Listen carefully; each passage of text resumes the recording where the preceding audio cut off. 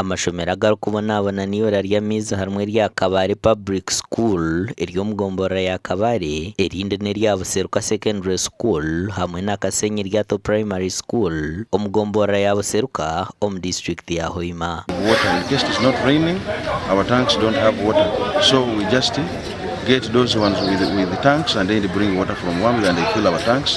That is a big challenge which need to be addressed by trying to get some other sources of water. Dan Busobozi omukuru w'ishomero rya Kabaale Public Primary School nagira ngo babiri nibatungamiza omuri za tanka bitahabwa omushana zona zomire. Without water, then we don't have good sanitation. The dropout may be there because when children go in for their MPs, they need water, they need to wash.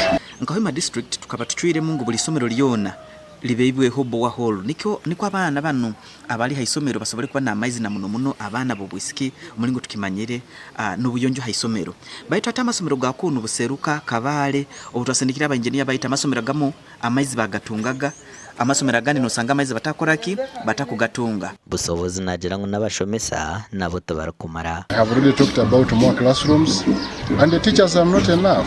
Chairman wa district Age Uthman Kadri Junior enshonge jajigambireho.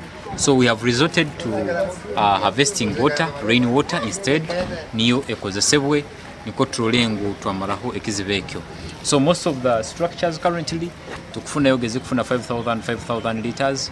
Buli block at least neba nisa harvesting around 10,000 liters. Ebyabawoga bebembezi ba district Age babanu barambara amashomero omu magomboraga amakoraga gashakwa Ambrose n'uwagaba Katoto.